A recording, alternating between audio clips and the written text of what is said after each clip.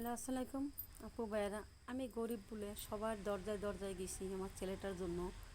আমার ছেলেটার পা কেটে গেছে, পাটা এখনও ভালো হয় নাই, অনেক প্রায় 10-12টা সেলাই দেওয়া হয়েছে, কিন্তু আমি কেহর কাছ থেকে কিছু পাইনি। আজকে যদি আমার অর্থ সম্পদ থাকতো, টাকা পয়সা থাকতো, তাহলে আমার সবাই মনাই দিত। কিন্তু আমি যে অসহায় গরিব, আমার নিজের কোনো বাড়ি নেই, জায়গা নেই থাকার, ভাড়া দিতে পারলে থাকতে হয়, না তো বাড়িওয়ালা বলে যে নেমে যেতে। তা আপু ভাইয়েরা, আমি এই পর্যন্ত কখনো কারো কাছ থেকে একটু সাহায্য পাই নাই, না সেমাই চিনি পাইছি, না 10টা টাকা আমি তেমন কেউ কাছ থেকে পাইছি। তা এটাই কথা আপা, এতিম বলে এতিমের পাশে কেউ দাঁড়ায় না।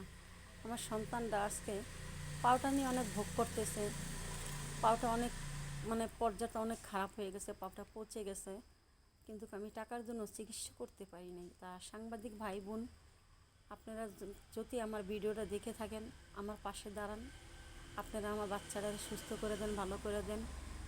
আমি সবাইকে এটাই আশা করি।